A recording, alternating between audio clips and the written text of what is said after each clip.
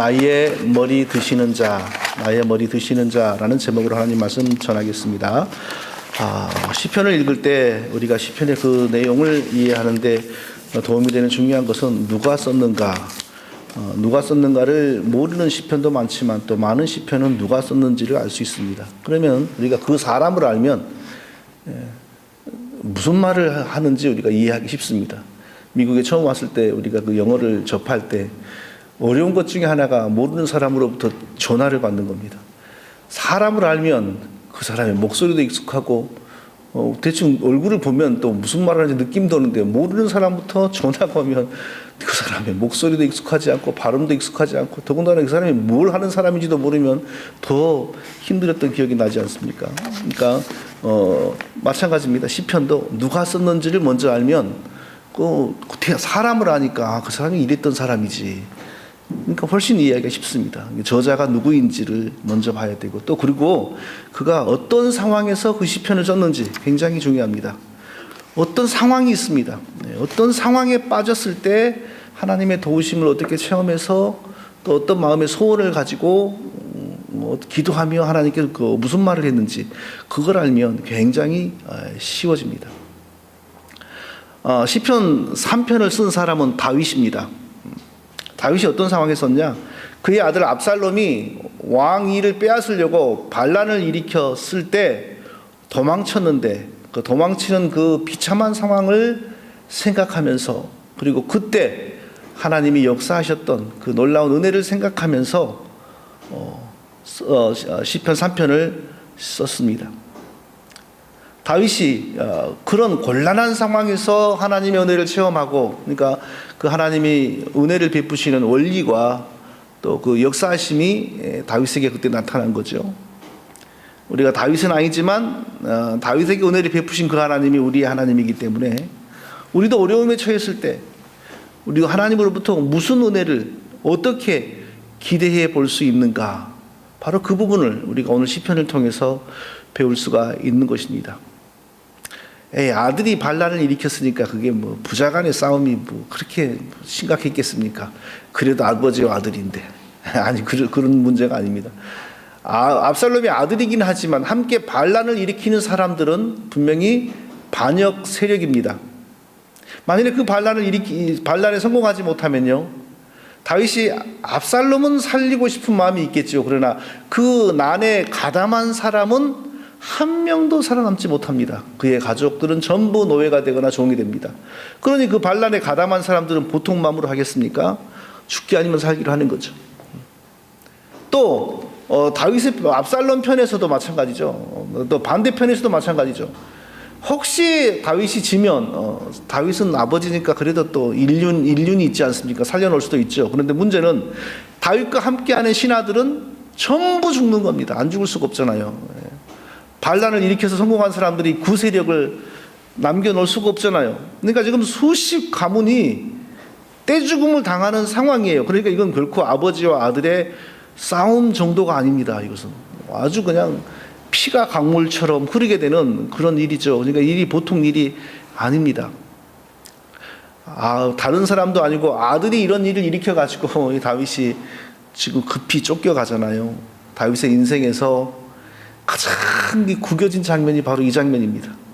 천하의 골리앗도 쓰러뜨리고 조상들이 정복하지 못했던 이스라엘 그 땅을 다 회복하고 원주민들을 물리치고 멋지게 탄탄대로였는데 지금 이렇게 이제 그냥 급하게 도망을 치는데 또 도망을 치게 되는 원인이 딴 사람도 아니요 자기 아들이에요. 얼마나 이게 처량하고 불쌍합니까?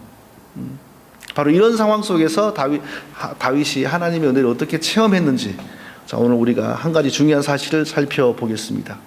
자, 오늘 시편 2편을 통해서 우리는 뭘 발견해야 되냐 하면요, 다윗이 모든 사람들에게 비웃음을 당하고 모든 사람들이 다윗을 조롱하고 다윗을 버렸습니다. 바로 그 상황인데 그래도 하나님께서는 끝까지 다윗의 보호자가 되어주셨고, 그리고 하나님은 그 상황에서도 다윗의 그 절박한 부르짖음을 들으시고 응답했다 하는 사실입니다.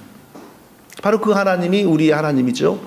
우리도 어려운 지경에 처하면 바로 다윗과 같은 은혜를 하나님으로부터 기대할 수 있다는 것이죠. 옛말에 정승집 개가 죽으면 찾아오는 사람이 많은데 정승이 죽으면 찾아오는 사람이 없다 하는 말이 있습니다. 무슨 말입니까? 사람들은 자기에게 이익이 될 사람을 위해서 돈을 쓰고 부조금도 내고 시간도 사용하지, 자기에게 이익이 되지 않을 사람을 위해서는 부조도 안 바치고 시간도 안 쓴다 이거죠. 정승이 살아있을 때는 그 집 개가 죽으면 아이고 좋은 개가 죽었네요 그렇게 가보지만 정승이 죽어버리면 뭐 앞으로 볼 일이 뭐가 있어요. 그러니까 안 간다는 거죠. 다윗이 참 좋은 시절에는요, 사람들이 다 다윗 앞에서 겸손하고 다윗 앞에서 고개를 숙이고 그랬었는데, 혹시 좀 마음에 안 들더라도 다 마음을 감추고 얼굴색을 그냥 좋게 하고 다윗을 대했는데, 이제 반란이 일어나가지고 급하게 도망을 가게 되니까 사람들의 태도가 달라지는 겁니다. 다윗도 끝났나 봐 그러고요. 이대로 다윗이 죽나 보다 그러고, 다윗의 시대는 갔나 뭐 이러면서 속으로 그러는 거죠. 사람들 얼굴색도 변하고 대하는 게 예전 같지가 않아요. 시편 2편에 시므이라고 하는 사람의 이름은 한 번도 등장하지 않습니다. 그러나 그때를 회상하면서 다윗이 시편 2편을 지금 쓰고 있는데, 이 시편 1편을 쓸 때에 다윗이 시므이라고 하는 사람의 이름을 생각하지 않았을 수가 없습니다. 왜냐하면 다윗이 급하게 도망을 갈 때 사람들이 다 다윗을 버리고 섭섭하게 했는데 그 중에서 제일 심하게 한 사람이 바로 시므이였거든요. 시므이는 죽은 사울 왕의 좀 비교적 거리가 먼 친척이었다 그래요. 그러니까 사울이 살았을 때는 좋았겠죠. 그런데 사울이 죽고 다윗이 왕이 되니까 좋을 리가 없죠, 이 사람은. 그러니까 옛날을 생각하면서 늘 다윗이 미운 거죠. 다윗이 등장해가지고 나도 살기 어려워졌다. 사실 하나님이 그렇게 하신 것인데, 인간적으로 다윗에게 이제 나쁜 마음을 가졌으나 그걸 다윗이 워낙에 훌륭하고 권세가 대단하니까 감췄죠. 드러내지 못하고. 그런데 지금 반란이 일어나가지고 다윗이 급히 도망을 가니까 그 마음을 드러내도 되는 줄 알고 여지없이 드러내기를 시작하는 겁니다. 다윗이 도망가는 길에 쫙 나와가지고 너가 이전에 사울의 가문을 패하고, 사실 다윗이 그렇게 한 게 아니고 하나님이 그렇게 했는데, 그러더니 너도 꼴 좋다, 좋구나 뭐 이러면서 독한 말로 저주를 하고 괴롭히는 거예요. 한두 마디 하고 돌아가는 게 아니라 계속 따라오면서 뒤에서 막 돌을 던지고 참 못할 짓을 하는 겁니다. 그러니까 다윗의 심정이 얼마나 괴로웠겠습니까? 그도 옛날 같으면, 평소 같으면 심한 말로 개 한 마리 값도 안 나가는 인생인데, 다윗 앞에서 지금 다윗이 어려운 지경에 처하니까 망둥이가 뛰니까 뭐가 뛴다고 막 쫓아가가지고 독한 말을 해대고 돌을 던지고 그러는 거예요. 성경은 시므이만 그랬다고 나왔지만 시므이 외에도 그런 사람이 또 있을 수 있죠. 그리고 그런 행동은 안 했지만 이렇게 그런 눈으로 이렇게 보는 사람도 있었을 거고요. 자, 그런 상황을 소개하고 난 다음에 성경이 그 다음 문장이 뭐냐면요, 그와 함께 있는 백성들이 다 곤비하여 한 곳에 이르러 거기서 쉬니라. 우리 집에 가서 쉬는 게 아니고 노숙했다는 말이죠. 그냥 급하게 쫓겨가면서 뒤에는 그 압살롬의 군대가 그냥 막 쫓아오니까 잡히면 죽잖아요. 그러니까 급하게 쫓겨가는데 이제 또 망둥이 같은 것들도 막 나타나가지고 독한 말로 다윗을 저주하고 돌을 던지고, 어디 쉴 곳도 없으니까 어디 그냥 들판에서 하룻밤을 보낸 거예요. 얼마나 상황이 비참하고 처량합니까? 그래서 다윗이 그때를 회상하면서 1절에서 이렇게 하나님께 노래합니다. 여호와여, 나의 대적이 어찌 그리 많은지요. 일어나 나를 치는 자가 많소이다. 이렇게까지 나를 미워하고 업신여기는 사람이 많을 줄은 몰랐는데 내가 어려운 지경에 처하니까 여호와여, 나의 대적이 어찌 이리 많은지요. 일어나 나를 치려 하는 자가 너무 많습니다. 이 다윗이 그때의 심정을 지금 이렇게 노래하는 거죠. 요즘 한국 뉴스를 보면 종종 참수부대라고 하는 단어가 등장합니다. 한국의 그 특수부대원들을, 그러니까 육군, 해군, 공군의 특수부대원들을 차출해가지고 1000명으로 구성해가지고 그 이름이 공식 명칭은 아니지만 언론에는 참수부대 이렇게 소개되고 있어요. 뭐 하는 부대냐면, 만일 남북 간에 전쟁이 벌어지면 이 1000명은 다른 일 하지 않고 적의 수뇌부만 가서 죽이는 일을 하겠다 이겁니다. 그냥 그러면 전쟁이 수월하게 끝이 난다 이거죠. 예나 지금이나 반란이건 전쟁이건 간에 목표는 상대방의 최고 수뇌부입니다. 많은 사람들이 지금 요동을 하고 있습니다. 많은 군대가 오고 가고 있습니다. 그러나 그 많은 사람들의 조주는 딱 한 사람을 향하여 집중되고 있는 거죠. 그 많은 군인들의 창끝은 딱 한 사람만을 향하고 있습니다. 그게 누굽니까? 다윗이잖아요. 그리고 그 창을 들지 않고 제3의 위치에 있는 사람들의 머릿속에는 지금 무슨 생각이, 어떤 단어가 제일 지금 많이 지금 떠오르고 있을까요? 선택이라는 단어. 이때는 반란군의 지도자를 내가 선택해야 되냐, 다윗을 계속 내가 선택해야 되냐. 배신이라는 단어. 내가 다윗을 배신하고 반란군 편에 서야 되냐. 그 단어들이 제일 지금 사람들의 머릿속에 많이 돌겠죠. 뭐 비교할 수 있는 일은 아니지만 저도 비슷한 경험들을 많이 합니다. 요즘 인터넷이 발달하니까 특히 목회자들 사이에서는 그 신앙에 대한 논쟁이, 그 토론이 굉장히 활발합니다. 가장 흔한 토론이 은사에 대한 토론, 또 요즘에는 종교개혁 500주년이니까 구원론에 대한 토론. 구원론에 대한 토론은 간단하죠. 오직 믿음으로만 구원을 얻느냐, 아니면 믿음과 우리의 올바른 행동으로 구원을 얻느냐. 믿음과 올바른 행동으로 구원받는다라는 것은 옛날 중세의 천주교와 지금 천주교의 사상이요, 오직 믿음으로만 구원을 받는다 하는 것은 종교개혁의 사상입니다. 이런 주제에 관해서 의견이 맞았어요. 그래서 목사님 훌륭합니다, 많은 것을 배웁니다, 막 그랬던 사람들이, 또 다른 주제가 있을 때 의견이 안 맞으면요, 여지없이 사납게 돌변합니다. 요즘 못 똑똑한 사람들 어디 있습니까? 요즘 자기 방송국 없는 사람들이 어디 있습니까? 다 페이스북이니 SNS에 자기 방송국, 자기 미디어가 다 있어요. 그래서 안 들어줘도 자기 혼자 떠들어요. 자기 혼자 그냥 듣기 싫어도 자기 혼자 막 떠들면서 비방하고 욕하고, 재밌고 무서운 시대입니다 지금요. 그러니까 어제 팔로워가, 친구가 오늘 어떤 다른 주제가 해서 의견이 다르면 그냥 돌변해가지고요, 막 이거하고 물론 다윗과의 상황이 비교가 안 되는 상황이지만 그런 일이 요즘에도 많다라는 것입니다. 압살롬의 반역을 당했을 때 다윗은 그것보다 1000배로 10,000배로 차가운 냉혹한 현실을 홀로 다 받은 거죠. 그냥 사람들 누구 하나, 물론 소수의 하나님의 사람들이 결사적으로 다윗을 지켰어요. 그래서 그 사람들로 말미암아 하나님께서 그들을 통하여 다윗의 왕위를 지켜주셨죠. 그러나 다수의 사람들은 중간에 서 있는 겁니다. 지금 누가 이기나, 어디에다가 내가 베팅을 해야 되나, 이런 상황 속에 다윗은 혼란스러웠어요. 누가 진짜 나를 위해주는 사람인가, 누가 하나님 안에서 나를 끝까지 믿어주고 지켜주는 사람인가. 혼란스러웠고 섭섭한 게 많았나 보죠. 그래서 이렇게 2절에서 노래합니다. 많은 사람들이 있어 나를 가르쳐 말하기를 저는 하나님께 도움을 얻지 못한다 하나이다. 많은 사람들이 다윗은 이제 옛날 같지가 않아, 하나님이 예전처럼 다윗에게 은혜를 주시지 않아, 다윗의 시대도 이제는 끝났어, 이랬다는 거죠. 많은 사람들이, 이전에는 그렇게 겸손했던 사람들이, 이전에는 다윗 앞에서 그렇게 고분고분한 얼굴을 했던 사람들이 이제는 다 그렇게 변해간다는 것입니다. 그러나 지금 다윗을 그렇게 보는 사람들은 착각하는 겁니다. 뭘 착각하는 겁니까? 다윗의 하나님에 대해서 제대로 알지 못한 사람들입니다. 하나님은 그런 하나님 아닙니다. 우리 모든 사람들에게 실수와 허물이 있습니다. 다윗에게도 허물이 있습니다.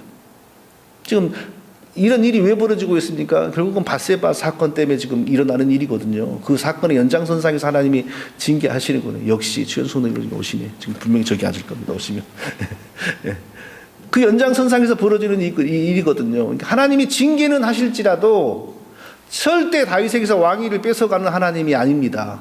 사람들은 그 하나님을 지금 모르는 거예요. 그리고 다윗의 시대가 끝난 줄 알고, 다윗의 시대가 지금 끝난 줄 알고 지금 저울질을 하고 있는 겁니다. 한국 교회에 이미 돌아가신 분이죠. 한 30년 전에 박윤선 박사님이라고 하는 분이 계셨습니다. 1940년대 해방 전부터 목회를 하고 신학을 가르치고 그랬던 분인데 1988년에 돌아가셨습니다. 세계 역사에서 창세기부터 요한계시록까지 다 해설서를 쓴 학자가 흔치가 않습니다. 그 유명한 칼빈도 요한계시록은 건드리질 않았어요. 이건 너무 어려운 것이다. 그런데 뭐 잘했건 잘못했건 간에 박윤선 박사님이라는 한국분은 창세기부터 요한계시록까지 해설서를 다 쓴 분이에요. 아주 그럼 뭐 분명히 훌륭한 분이죠.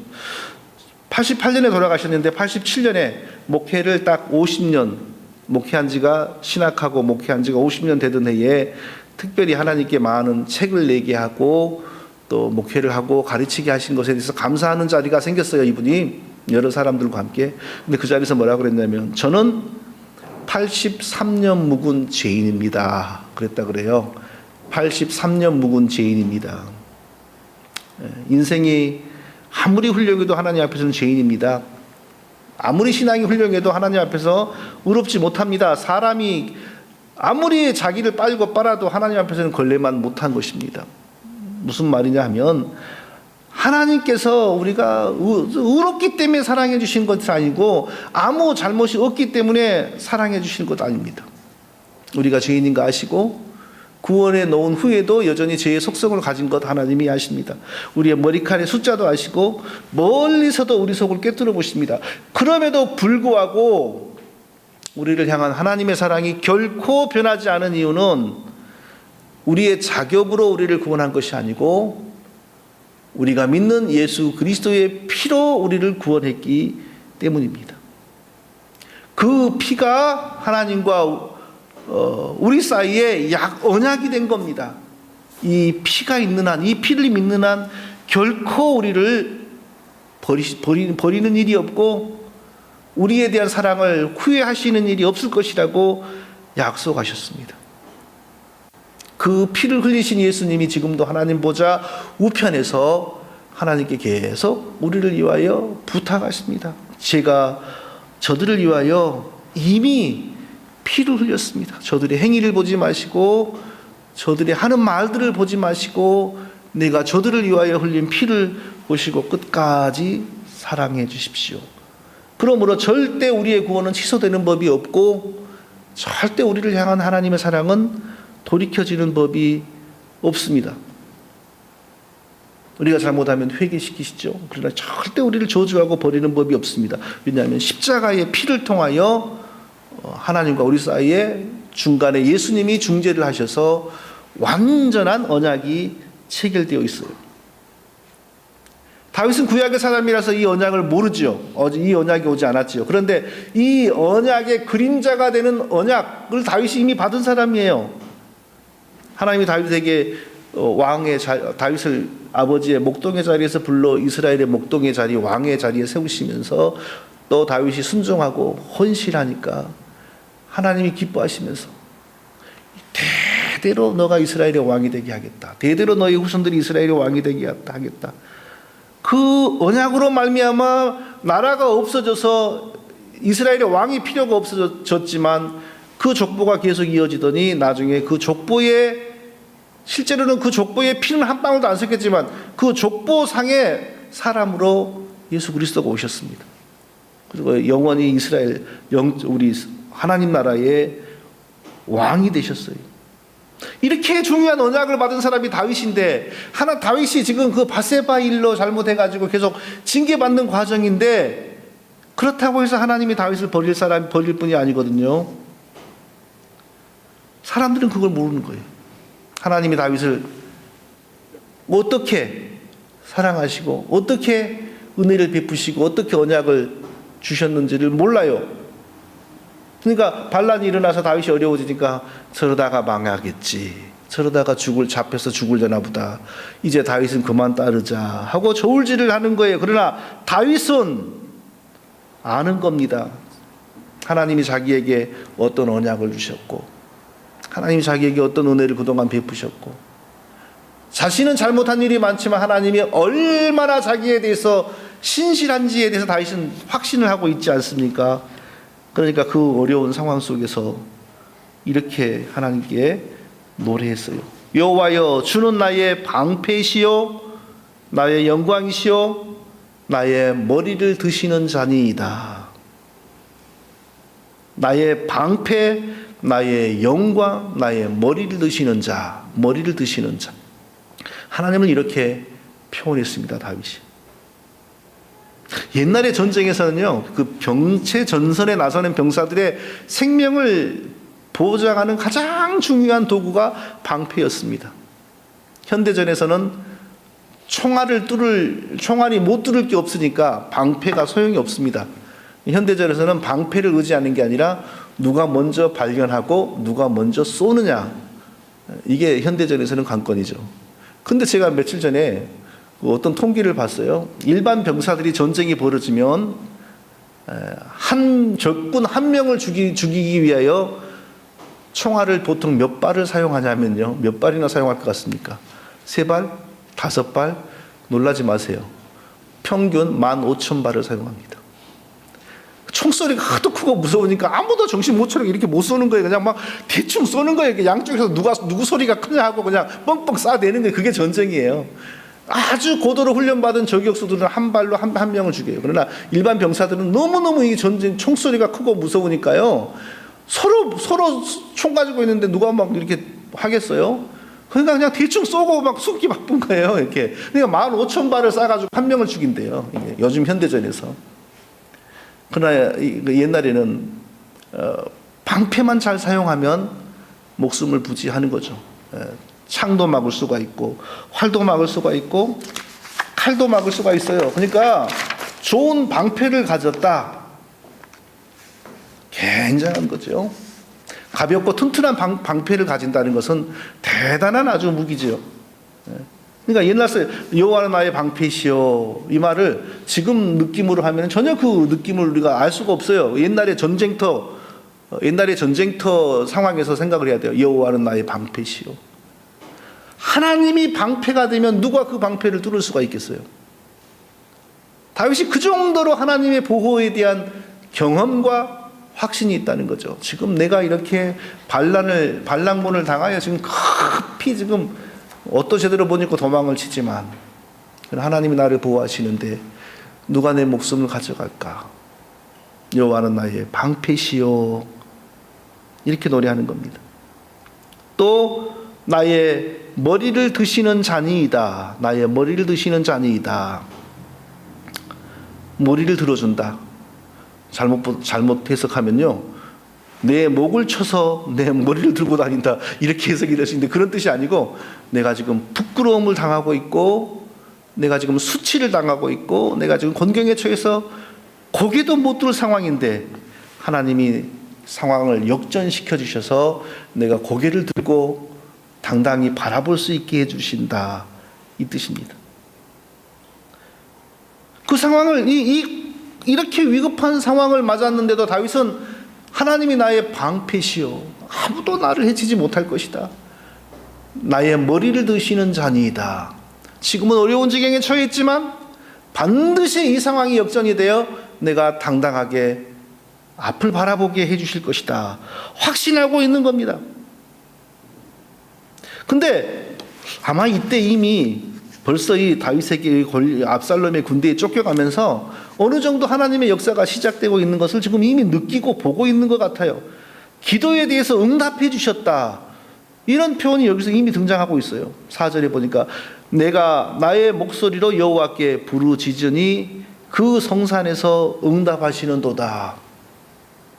쫓겨가면서도 다윗이 굉장히 신실했습니다. 예를 들면 쫓겨가는데 제사장들이 여호와의 법궤를 메고 따라와요.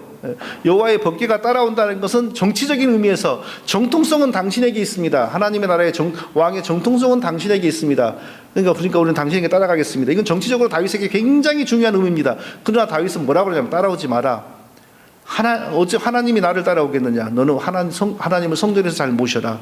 하나님이 인도하시면 내가 돌아오게 될 것이다. 그러니까 이건 정치적으로 행동하는 게 아니라 신앙으로 행동하는 거죠. 그 와중에서도. 그러니까 그 와중에서 다윗이 이전에 실수는 했지만요, 그래도 기본 이게 속된 말로 기본 가락이 있지 않습니까? 하나님을 어떻게 섬겨야 되는지 그 급한 상황 속에서도 바르게 행동을 하는 거예요. 하나님이 법궤를 가져오지 말고 하나님께 기도해라. 하나님이 나를 부르시면 내가 다 다시 돌아오게 될 것이다. 그러면서 계속 기도하는 거죠. 그 정신, 그 복잡한 상황 속에서 하나님께 기도하는 거죠. 근데 기도 응답에 대해서 확신이 왔는지 아니면 실제로 기도 응답이 일어나는 걸 보고 있는지는 모르겠어요. 그런데 내가 나의 목소리로 여호와께 부르짖으니 그 성산에서 응답하시는도다. 이렇게 지금 노래를 하고 있어요. 다윗은 그러면 이때 과연 뭘 보고 내가 이 어려운 상황에서 부르짖으니 하나님이 응답하시는도다. 이렇게 노래했을까요? 아마도 틀림없이 후세가 찾아와서 자기를 돕기 시작할 때 하나님이 역사하시는구나 하고 느꼈을 것 같아요. 제 생각에는.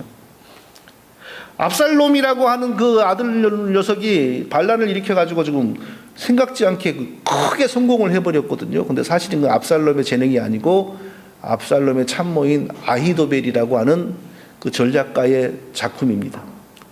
아히도벨이 그 전쟁에 얼마나 능하냐면 성경에 뭐라고 나오냐면 그가 전략을 짜면 그 전략은 마치 하나님이 계시해 준 것과 일반이라. 그 정도로 천재적으로 전략을 잘 짰어요. 그러니까 그동안은 아히도벨의 말을 들으니까 백성들의 민심을 얻고 군대를 모으고 지금 다윗을 이렇게 예루살렘에서 물리칠 수 있는 거죠. 근데 아히도벨보다는 능력이 덜하지만 그래도 상당히 유능한 사람이 또 한 사람이 있었는데 후세였습니다.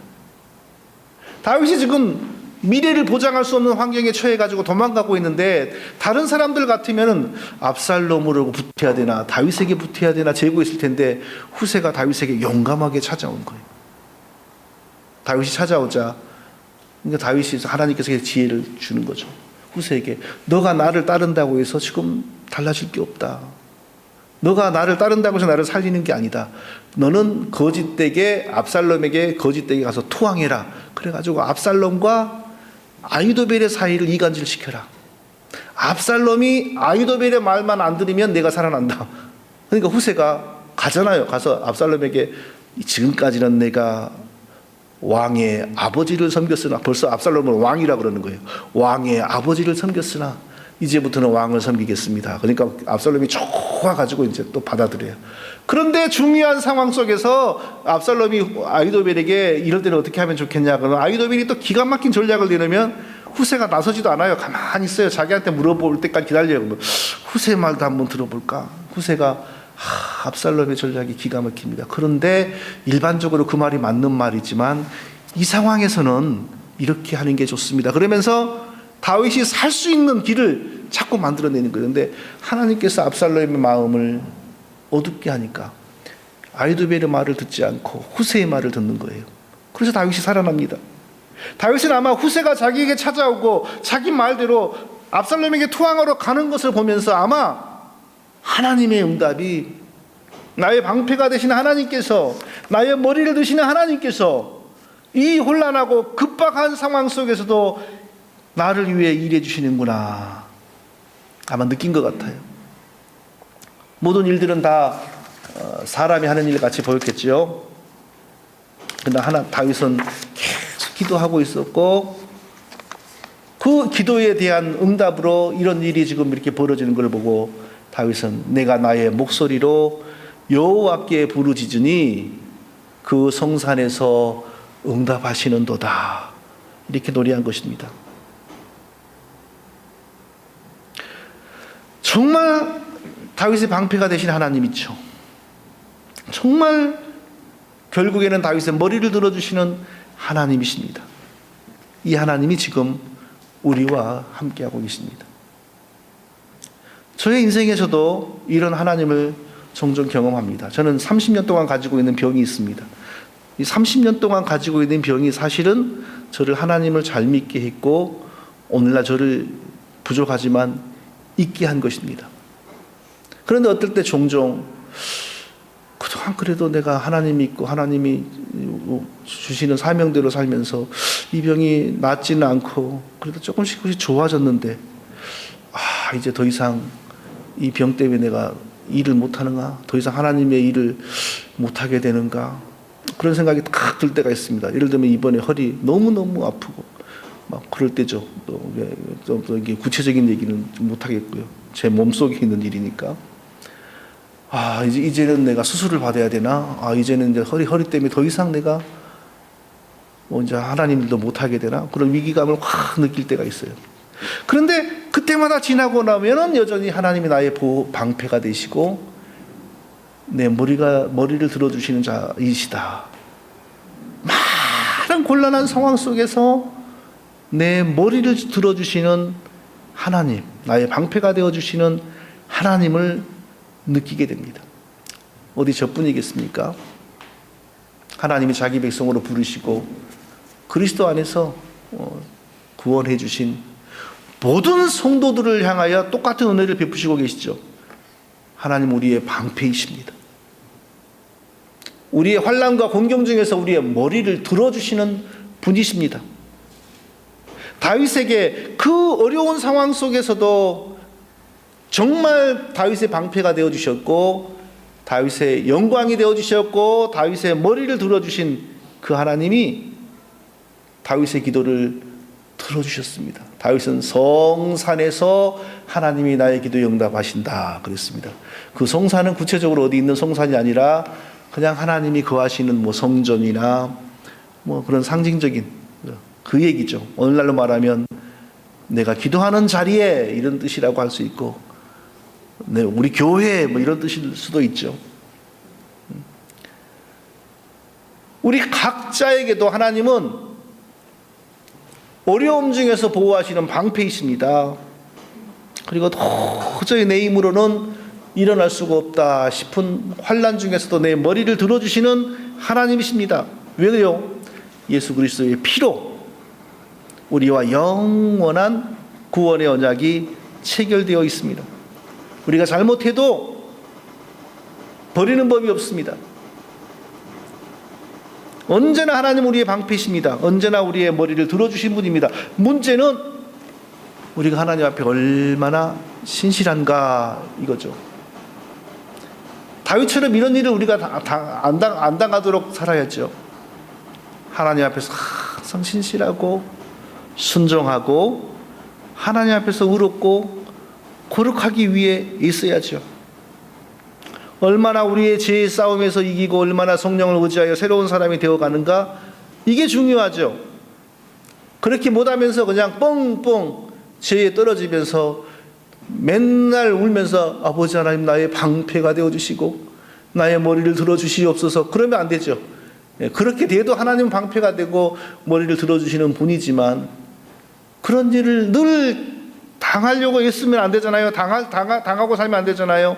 힘을 다하여 하나님 앞에 신실하고 말씀대로 살아가고 그러면 그럴수록 우리가 이 방패가 되신 하나님 머리가 되어주신 하나님을 더 풍성하게 체험하는 것입니다.